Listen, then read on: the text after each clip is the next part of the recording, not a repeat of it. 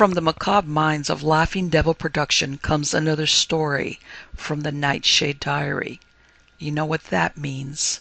Check under the bed and make sure no one or nothing is there. Is the closet door securely shut? Then leave your disbelief behind, amp up your imagination, and hang on tight for another ride into terror and mystery.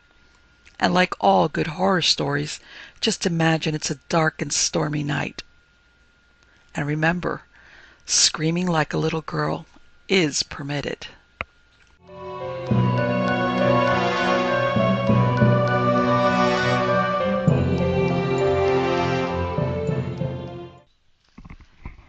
London's Haunted Theatreland.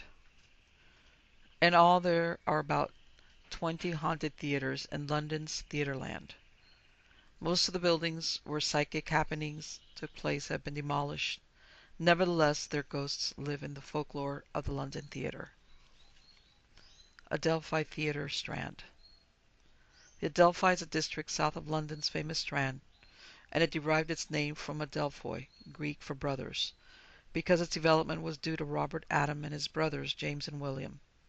Originally there was a theatre here called the Sans Pareil, which opened on November 27, 1806, but it was given its present name in 1819. This playhouse had a checkered career, yet it won fame with the presentation of the Adelphi melodramas of Madame Celeste and Ben Webster of 1844 and Gatti from 1879. The profits from the plays allowed the theatre to be rebuilt in 1858. A much-loved Victorian actor, William Terrace, father of actress Elaine Terrace, and father-in-law to the late actor Sir Seymour Hicks, was the idol at the Adelphi for many years. The theatre world was shocked when William Terrace was stabbed to death by a mad actor, Richard Archer Prince, over an imaginary grievance on December 16, 1897. Thereafter, the theatre was considered haunted by Terrace's ghost. One recorded sighting dates back to 1928. The psychic investigator Joseph Braddock left a note on this ghost in 1956. A man who at the time had never heard of the murder was walking in the narrow shadowy alley alongside the Adelphi Theatre. Suddenly he stared hard because he had seen a handsome, old-fashioned figure pass him oddly dressed, with a flowing tie and a sombrero hat.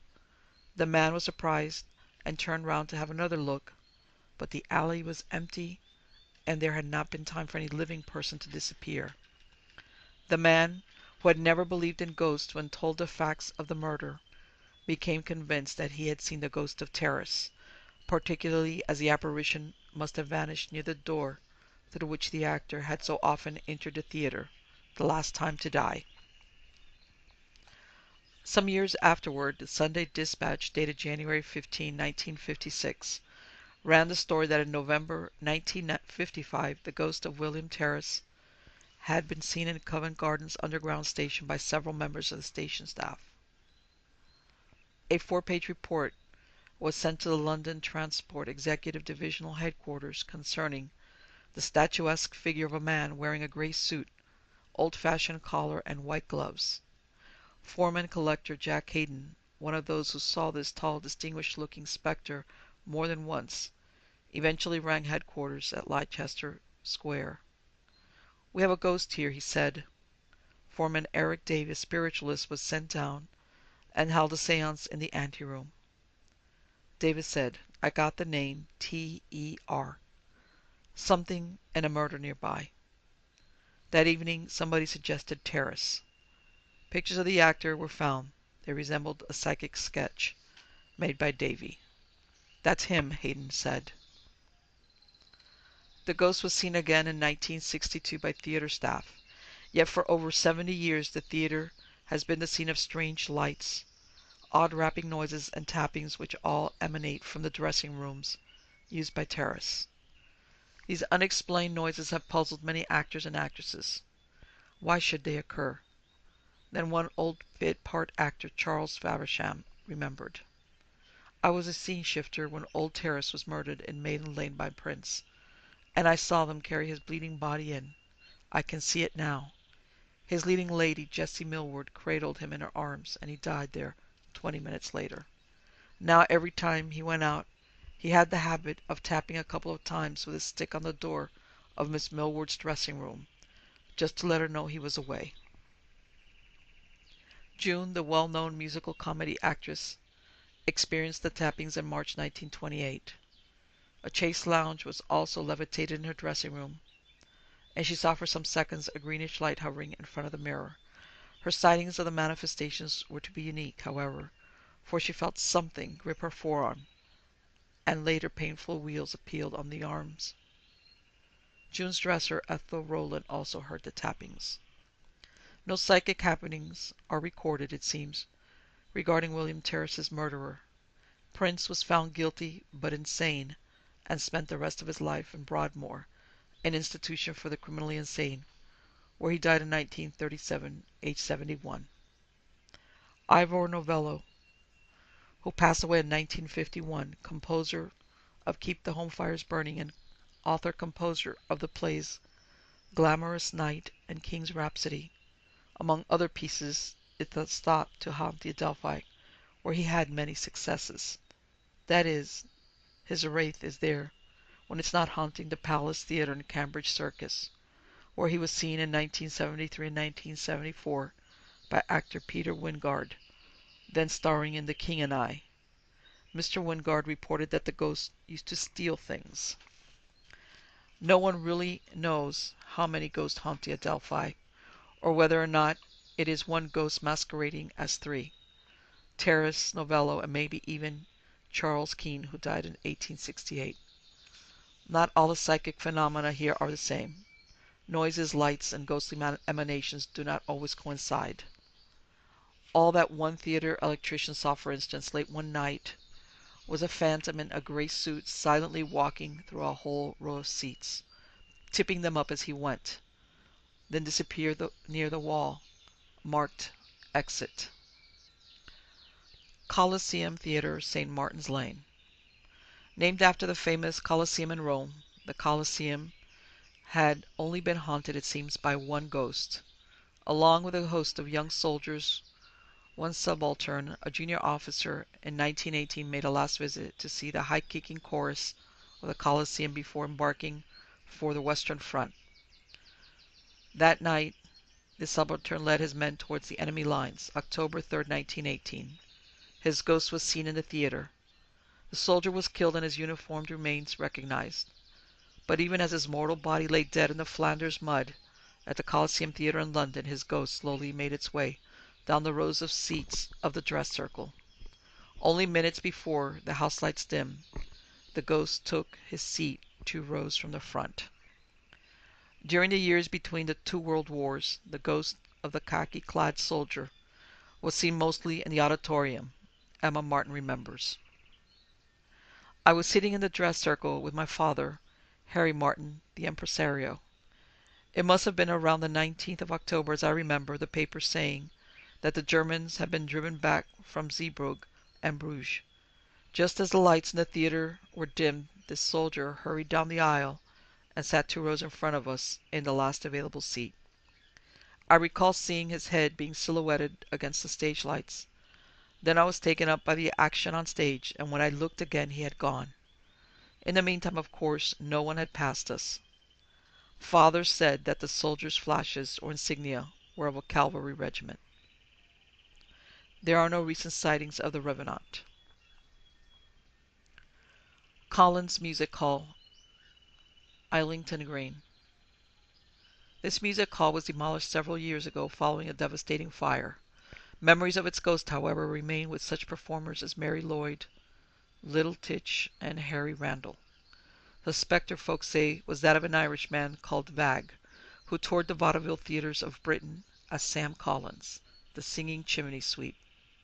This ghost had haunted the theatre for a number of years before its final curtain fell in 1963, and it materialized usually around 9 p.m. in the manager's office. Before and during the manifestation, doors would slam shut of their own accord, even when they had been jammed open with pieces of metal.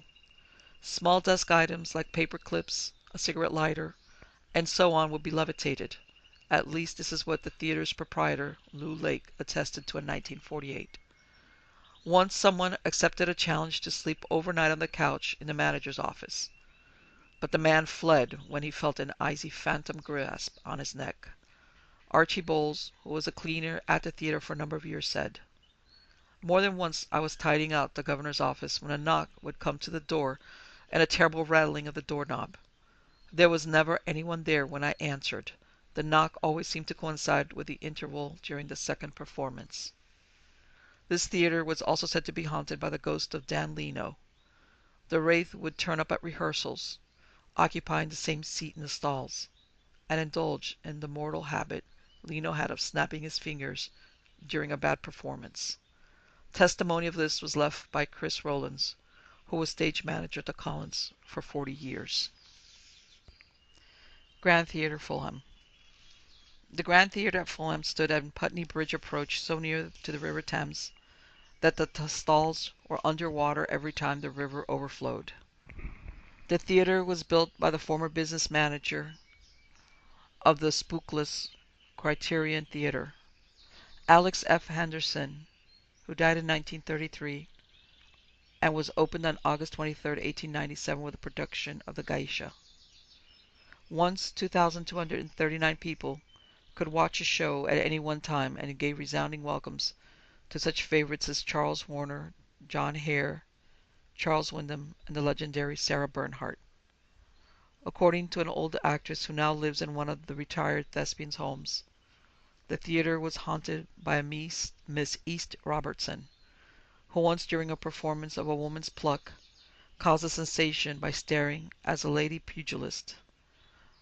Miss Robinson's ghost appeared here apparently in the 1920s and was remembered by the actress Violet Van Brugge as being draped in furs. A relative of East Robertson, John M. East, an actor-manager who managed the theatre from 1892 to 1904, was said to haunt the Lyric at Hammersmith. The ghost was audible, complaining about the drudgery of the people who once lived here, and whom in life he had attempted to entertain. Renamed the Fulham Theatre in 1906, the playhouse was demolished in 1958. Haymarket Theatre, West End. Built on the site of John Potter's little theatre in the Hay of 1720, which eventually became London's third Theatre Royal, the present Haymarket Theatre, built by John Nash, opened its doors in 1821. Its ghost is said to be that of John Baldwin Buckstone, an old actor-manager who was here from 1853 to 1879, who died of a broken heart during his tenancy of the theatre. He is hardly ever seen, only heard. According to eyewitnesses, the door of his old dressing room opens, and footsteps cross the floor to a cupboard, then recede, and the door again closes. Mrs. Stuart Watson, the chairman and managing director of the theatre, has often seen Buckstone. He is not a misty figure, and you can't see through him. He looks real flesh and blood. Actor Stringer Davis and his wife, actress Margaret Rutherford, shared a psychic experience at the Haymarket Theatre. Once during a railway strike, Margaret Rutherford reported to startled newsmen she and Stringle camped out overnight at the Haymarket when they were appearing in the School for Scandal. Their dressing room had a bricked-up door that used to give access to the stage. Next to it was the costume wardrobe, where Margaret also stored drinks for her guests. On this particular night, Miss Rutherford said, she had a most vivid dream. I had gone to the cupboard in my dream, the action which was very, very real to me, and I couldn't get the door shut because of the voluminous of my dress. Amid them I saw a man's hairy leg and caught a glimpse of his face. Without a doubt it was the face of John Buckstone. I remember once seeing a portrait of him, but never associated him with the Haymarket. She awoke with a sense of elation and told Stringer Davis of her dream. He said that, as Margaret had called out and roused him in his sleep, he heard the cupboard door creak and the bottles rattle inside. It seemed our joint experience set the seal of validity on them, concluded Margaret Rutherford. The following evening it appears that Miss Rutherford and her dresser thought they caught a glimpse of John Buckstone entering the room. In a report in the Star for April 29, 1944, the actress Drusilla Willis, who was appearing in Yellow Sands, saw Buckstone's wraith backstage. The actor Victor Leslie once returned to his dressing room at the theatre to find an elderly man in an old-fashioned suit declaiming Shakespeare in his armchair. Indignant, Leslie locked the door. There was only one way out, and went for the stage manager. On returning, the two men found the room empty, except for an apparently apported old account book, which mysteriously appeared on the chair where the ghost had been sitting. From time to time, Buckstone has appeared not only in a box but on stage. One Haymarket buff remembers. In 1963, when the late Michael Flanders was appearing in the review at the drop of a hat, the assistant stage manager saw a man standing behind the performer's wheelchair. Flanders was a polio victim. Thinking that it must be a stagehand who had been trapped on stage when the curtain went up, the stage manager was about to give instructions for the curtain to be lowered when the figure moved, and it was seen that it could not be a stagehand, since the figure was dressed in a long black frock coat. As the stage manager watched, very puzzled as to who the man could be, the figure suddenly vanished mid-stage. A description of the figure admirably fitted John Buckstone. Some say that the Haymarket is also haunted by David Edward Morris, a former partner manager. His materializations were commented upon by witnesses, including Frederick Harrison, who was a manager until 1926, and business manager Horace Watson. Mrs. Stuart Watson also avers that the theatre is haunted by Harry Fielding, the celebrated English author of the novel Tom Jones. London Palladium, Argyle Street. On the site where the famous London Palladium now stands was the town house, Argyle Street, that belonged to the Dukes of Argyll. At the rear of the theatre's royal circle there exists the old crimson staircase, which is said to be a remnant of the ducal house. Down the staircase from time to time comes the ghost of a crinoline lady. She has been seen by staff, audience, artists, and music hall stars. She makes no sound, not even the rustling of her gown can be heard. The ghostly woman is thought to be the spirit of Helen Campbell, a kinswoman of George John Douglas Campbell, 8th Duke of Argyll, who was a well-known Liberal Member of Parliament. She was continuously grieving for the historic wrongs wrought on fellow Scots by the powerful Campbell family. In life she threatened to haunt, when dead, Campbell property as a personal penance. Lyceum Theatre, Wellington Street. From 1871 to 1902, this theatre was the home of Sir Henry Irving's company and the scene of his and Ellen Terry's greatest triumphs. The site had been used as a theatre since 1772, but was latterly to become a dance hall. In the 1900s, the old building was demolished, leaving only the Corinthian portico. During the 1880s, a strange psychic occurrence took place at the Lyceum. A man and his wife, who occupied one of the boxes, were chatting to each other during the first interval, when the man's gaze became fastened on a woman wearing flowing silks sitting in the 4th row of the stalls, about the 12th seat along. Could he believe his eyes? Was that a man's head in the woman's lap? Yes, his wife confirmed the fact just as the lights were going down. To satisfy their curiosity, during the next interval the man and his wife went down to the stalls to get a closer look.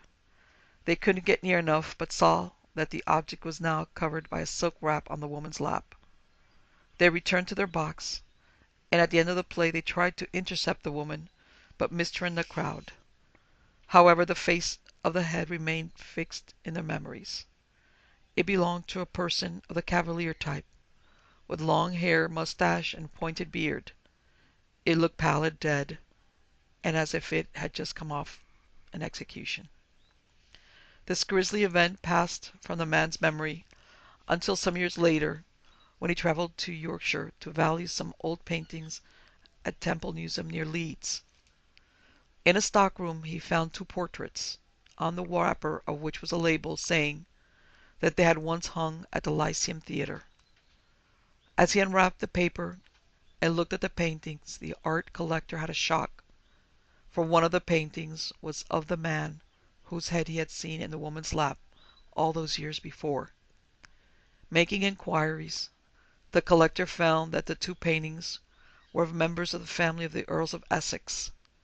One of this family was beheaded in the early days of Oliver Cromwell's rule. The Essex family had once owned the ground on which the Lyceum was built. It may be doubted that the woman in the stalls of the Lyceum was aware of the gruesome burden in her lap. It is on record, too, that a corpse-like figure used to stalk backstage during performances.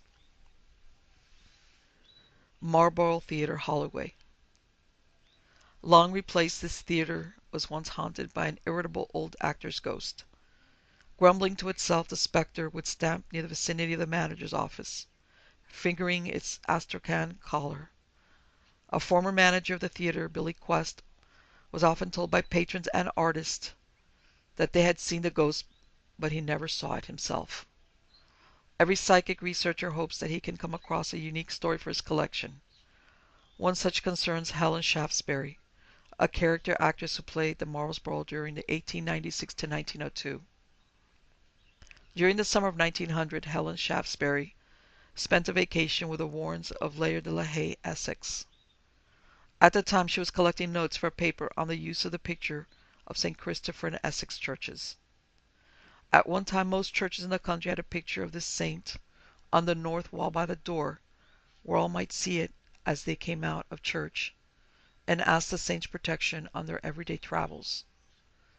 Miss Shaftesbury noted the St. Christophers at Little Baddow, Canweedon, Fearing, Ingatestone, Latin, Fairstead, and Ongar, and at last cycled over to see the one at St. Mary's, Lyceum Marnie. The Lyceum Marnie St. Christopher is hung, most unusually, at the east end of the nave, and was somewhat renovated in the 1880s. Yet the honest-to-goodness face of the saint was appealing, and Miss Shaftesbury set up her small easel to take a pencil likeness of the old big-featured man with the eel twisted around one ankle to hang in her dressing room. She had almost finished her preliminary sketch of the St. Christopher picture when a rustling sound behind her attracted her attention.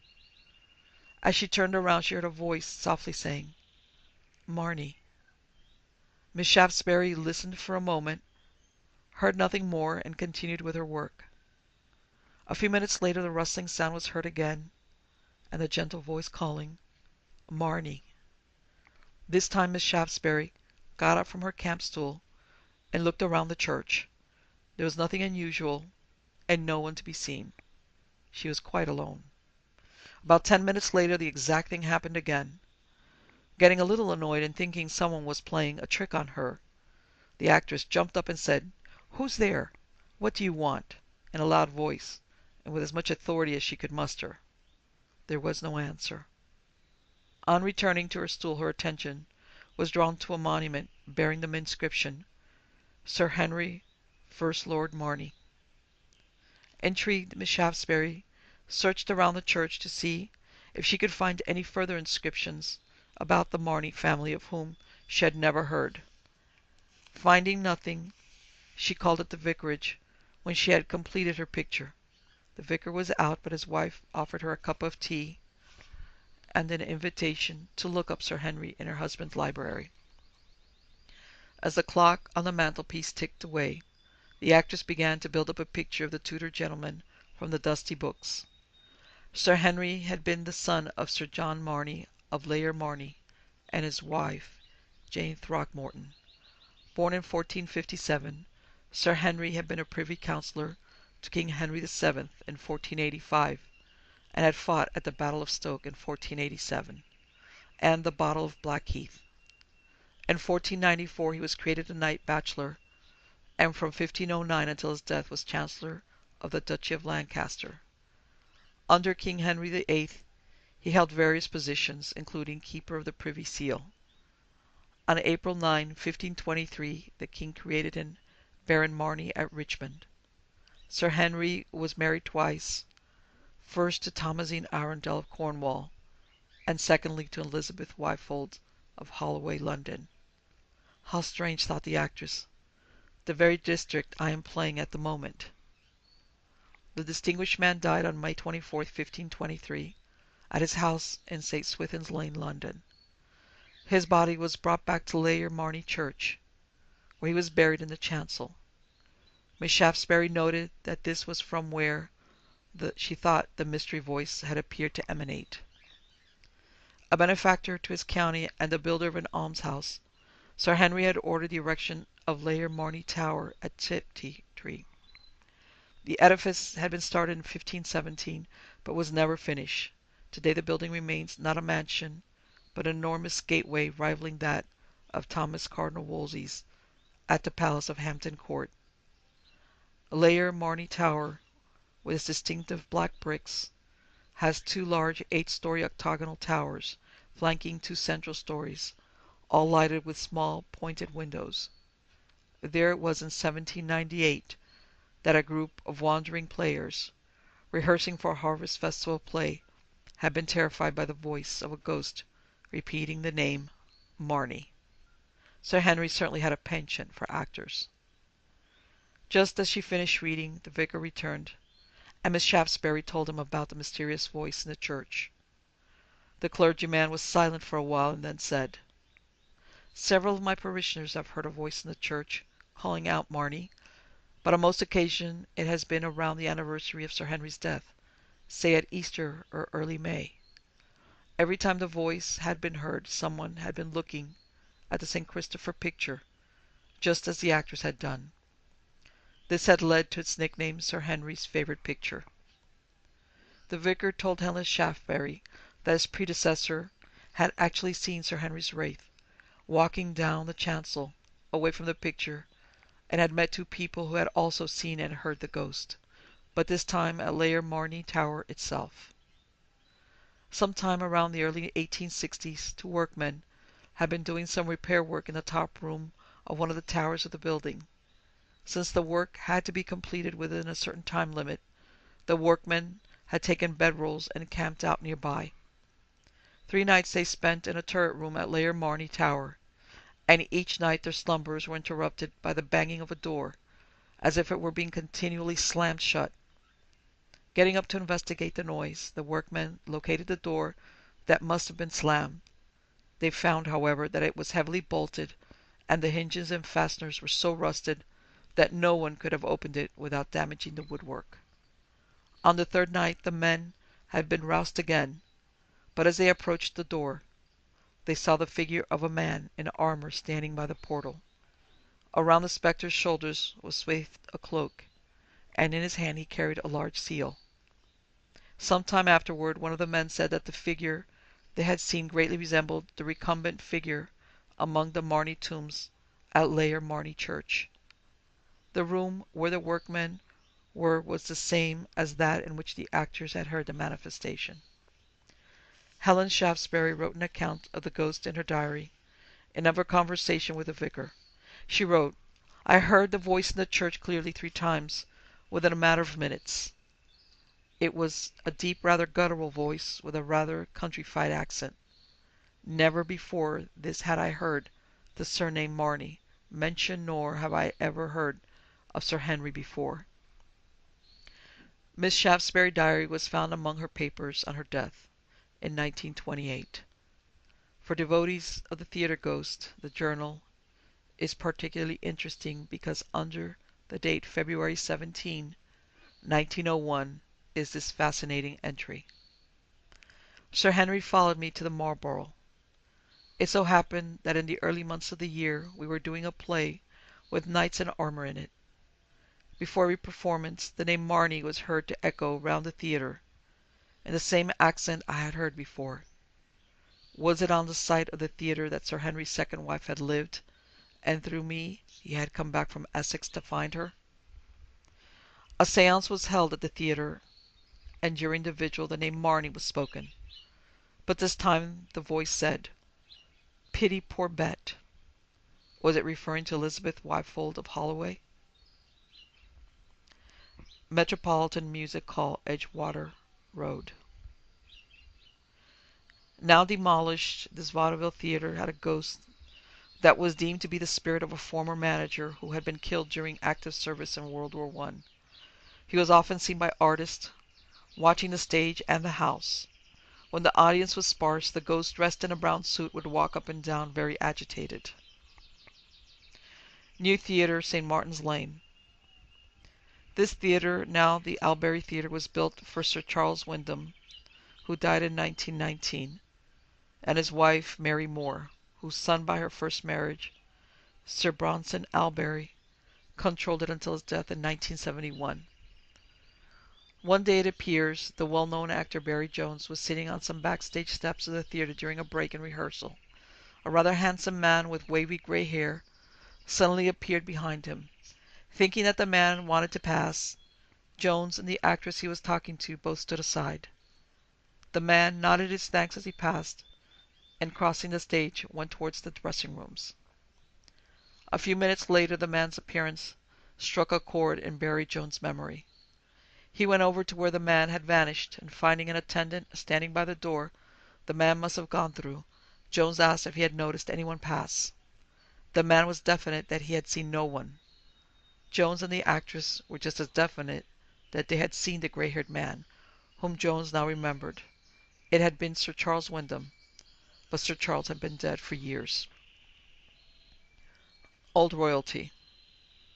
A woman dressed in a white gown of Queen Anne's reign is said to have been seen at this theatre before it was destroyed. W. McQueen Pope records having seen the ghost of an old lady here. Old Vic, Waterloo Road. This theatre was opened on May 11, 1818, as the Royal Coburg Theatre. Its name was later changed to the Royal Victoria Theatre in honor of Queen Victoria. Once it was known for sensational melodrama with a rough, unmannerly audience, but it was to win fame as a Shakespearean theatre, inspired by Lillian Baylis. Not surprisingly, the ghost of the Old Vic combines both the blood and thunder and Shakespearean aspects of the theatre's history. From time to time, a frightful spectre of a distraught woman wringing her blood-stained hands appears, reenacting the part of Lady Macbeth. Grampian Theatre, Shaftesbury Avenue.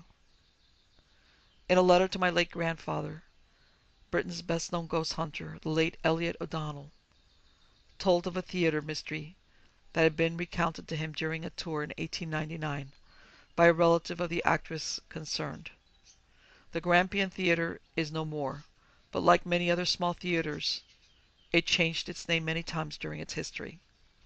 This is the story as it was taken from the psychic Elliot O'Donnell's holograph letter of December 31st, 1927. One evening at about 6:30, actress Connie Burton entered the backstage area of the Grampian Theatre, where she was appearing in The Brigands, and ascended the stone staircase to the dressing room she shared with several other chorus girls. As she reached the passage leading to the chorus dressing room, she saw her friend Sonia Lester standing at the door of her own dressing room. Sonia glanced at her with a troubled expression, and Connie wanted to stop and talk to her, for she knew that worries had been piling up on the other girl recently. But she was late, so she postponed the talk. As she hurried down the passage, she saw Sonia turn the handle, open the dressing room door, slip inside, and close the door behind her. Then Connie rather forgot the other girl in the bustle of getting ready to go on stage herself. Connie just managed to be on stage in time for the overture. Sonia wasn't there yet, but her entrance was not until the first scene of the second act, so Connie thought nothing of it. As the first act curtain was about to go up, another chorus girl asked if she had seen Sonia, and she answered yes. "Well, she wasn't in her room just now when I went there with a message from Mr. Clements," the girl replied. Mr. Clements was the producer. There was no time for further conversation, but Sonia did not appear backstage at any time during the first act. Shortly before the curtain rose for the second act, Clements was in the wings talking to the stage manager and anxiously waiting to speak to Sonia. There was no sign of her. "I hope nothing is the matter with her," he said to the stage manager. "I'm getting worried. I was told she was not at all well last night. Just now I sent someone to her room to inquire, but she was not there, and that's rather strange, for she should have been dressing. Very likely she was in someone else's room, the stage manager suggested. I was talking to Jo at the stage door tonight when she came in. I thought she looked rather pale, but otherwise she seemed quite her usual self. Clemens grew more and more fidgety. All the other actors in that scene were either in their places on the stage or in the wings ready to go on, and still no Sonia. He gave orders for the curtain to be held until he found out what was keeping her, and sent someone to her room to find her. Still Sonia was not there. What to do? The curtain could not be kept back much longer. The audience was already getting restless, shuffling its feet and murmuring. The producer gave up and sent for Sonia's understudy, and the show continued. But that didn't answer the question of what had happened to Sonia. Much worried now, for the girl was a favorite with him as she was with nearly all the company, Clemens instituted a search for her. She was nowhere to be found. He interviewed Joe Peel, the stage doorman, and Peel corroborated what the stage manager had told him. "I saw her, Mr. Clemens," he said, "as clearly as I see you now. It was Miss Lester, right enough. She came as usual at 6:30. I was rather surprised that she didn't say something to me as she always does. She went by as if she was in a hurry, looking neither to the right nor left." "Did she look as if there was anything the matter with her?" Clemens asked. The doorman shook his head. "She looked rather white and as if something was troubling her, but apart from that she seemed quite her usual self." "Did you see her leave?" The doorman thought a moment. "Now I come to think of it," he said slowly, "I didn't. Had she passed my office I must have seen her. The door was wide open. But I am positive she never went by." Clemens was puzzled. "I can't understand it," he muttered. "Where the devil can she be?" He questioned the members of the cast. Connie Burton was apparently the only one who had seen her. "I take my oath it was Sonia," she insisted. "I saw her standing in the passage outside her room, with one hand on the door handle. I was only a few feet from her. I could almost have touched her. She didn't speak, only turned her head, looked at me, and then went into her room. If I hadn't been in such a hurry I would have spoken to her." "Did she look ill?" Clemens asked. "She didn't look any too grand," Connie said, "but she hasn't for the last few days. Her eyes have been bothering her. She was going to see a specialist about them in the morning." Sonia's part in the show being only a very minor one, she did not have a dresser. Otherwise a dresser's testimony would have been of great importance, as would that of the girl who usually shared Sonia's room. Unfortunately the latter was away that night with a bad cold. The call boy was of no help. He couldn't remember whether he heard anyone in the room, whether he knocked at the door or not. Sonia's presence at the theatre that night rested solely on the testimony of Joe, the stage doorman, the stage manager, and Connie Burton, and all three insisted that they had seen her there. Sorely puzzled, Clemens drove to Sonia's flat. Mary Lester, Sonia's sister, opened the door to him, red-eyed and pale. "I hope there's nothing the matter with your sister," he said. "Then you don't know?" she cried. "I thought you must somehow have heard." A chill feeling of apprehension ran through him. "Know what?" "Sonia is dead," Mary said in a choking voice. "She died suddenly at 6:30 this evening. I ought to have let you know, but I was too upset. Her health had been bad for some time, and the worry about her eyes. She feared that she was going blind made it worse." Clemens was shocked. He expressed his great distress and sympathy to Mary, and returned at once to the theatre. "You must have been mistaken," he said to Connie and the man at the stage door. "You could not have seen Sonia. She died at her home at 6:30 this evening." They were unshaken, however, in their conviction that it was Sonia whom they had seen that evening at 6:30. If it was not Sonia herself, they told Clemens and everyone in the theatre, it must have been her ghost. This is the only recorded version of the ghost of Sonia Lester at the Grampian. Royalty Theatre, Dean Street. This theatre was built in 1840 by Fanny Kelly on the site of an 18th century house. which itself was reported to have been haunted. The theatre was erected, as it said, with money supplied by the Duke of Devonshire. Ghost hunter R. Thurston Hopkins left the best version of this haunting. The spectre is a gypsy girl dressed in a vivid green and scarlet silk gown, and she rattles a tambourine as she wanders through the offices, which contain some of the rooms of the Queen Anne building. It is said that she makes her way down the stairs to the vestibule and vanishes. She only walks when the orchestra is playing, and it is the music of the violin, the devil's staff the gypsies call it, which attracts her, for her lover was a Romany-souled fiddler.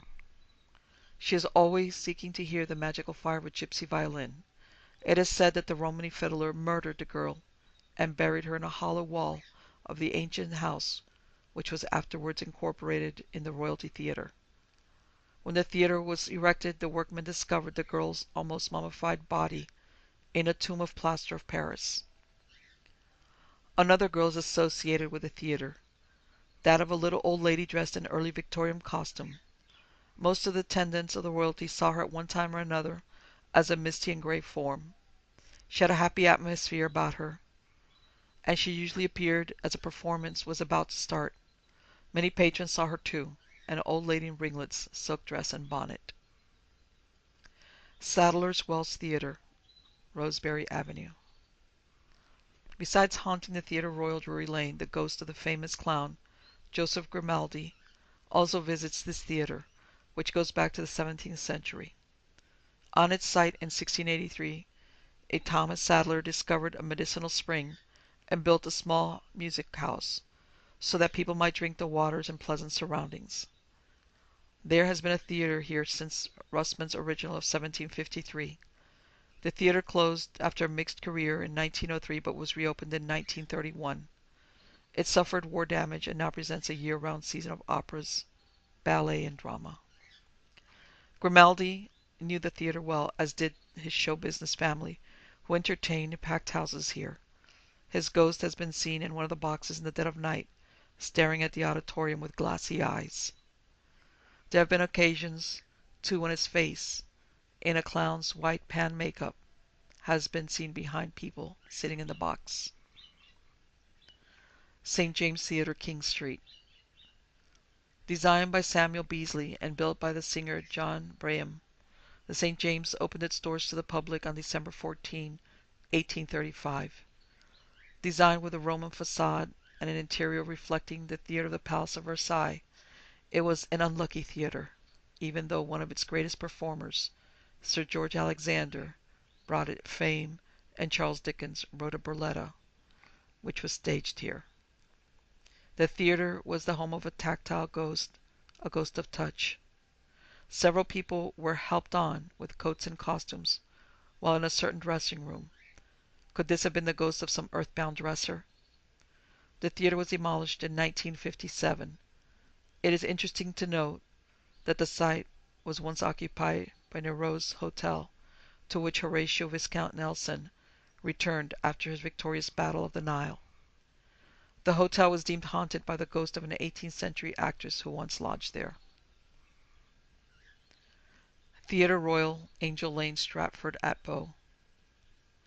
Joan Littlewood's Theatre Workshop made this theatre famous in the 1950s.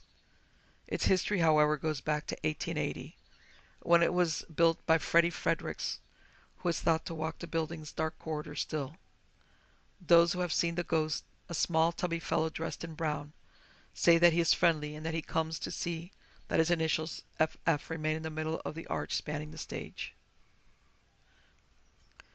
Theatre Royal, Drury Lane. Undoubtedly the most famous of all London's haunted theatres. There have been 4 theatres of this name on the present site. The first was during 1663 to 1672, and it was destroyed by fire.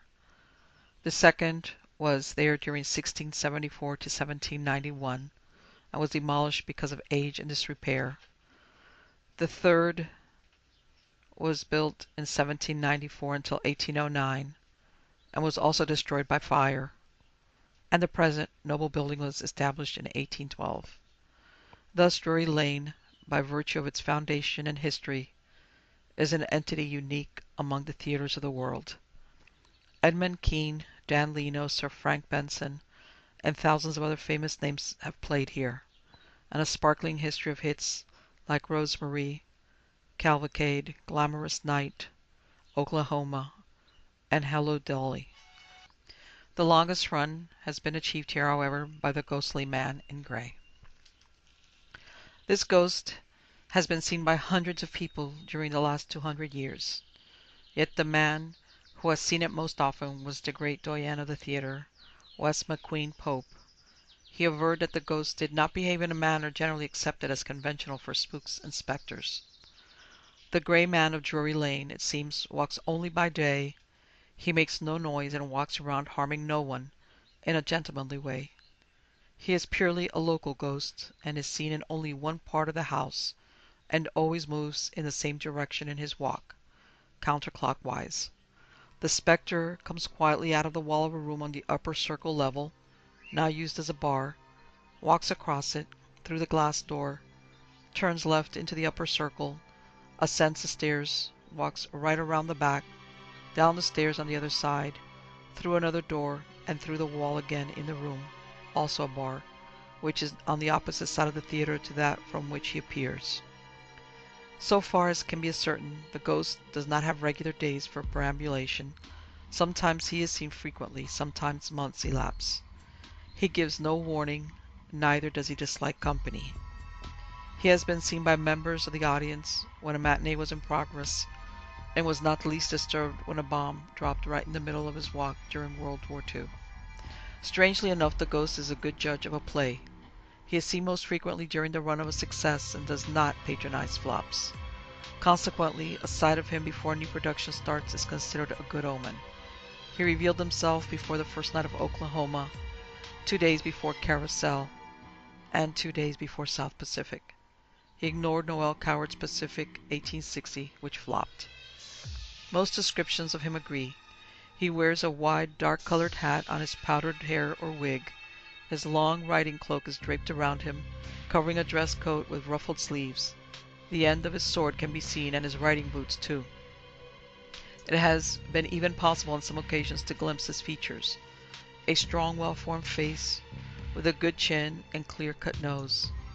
All in all, the general impression is the same as when one sees figures on the stage through a gauze. No one has ever got nearer to him than 40 feet or so. There is no recorded data on who the ghost was in mortal life, but it is usually associated with a strange discovery made around 1848 in a tiny room bricked up in the thickness of the walls, those adjoining Russell Street, which are the only remaining walls of the building designed by Sir Christopher Wren. A skeleton was found with a dagger of Cromwellian pattern in its ribs. Is the ghost the wandering spirit of a man murdered in the 17th century in Drury Lane who was quietly bricked up?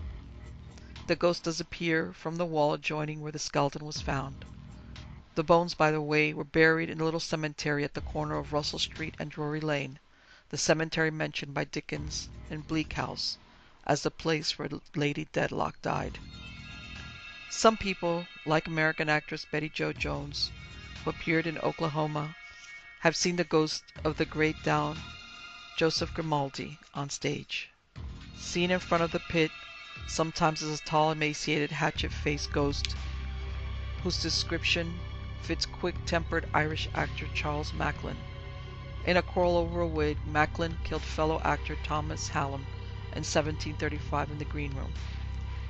Comedian Stanley Lupino, father of screen actress Ida Lupino, also averred that he saw and spoke to the ghost of the famous Dan Leno in 1923. Lupino said that he had decided to sleep in his dressing room after a show. It was a very wet and stormy night, and he had just dozed off when he had a feeling that he was not alone. He saw a shadowy form moving across the room, and a few minutes later he recognized the materialized face of Dan Leno. Lupino's wife saw the ghost in the same room the next day and promptly fainted. 2 ladies occupying gangway seats in the block of the dress circle once saw Charles Kean, the actor-manager son of the great actor Edmund Kean, sitting watching a performance. They later recognized him from a photograph.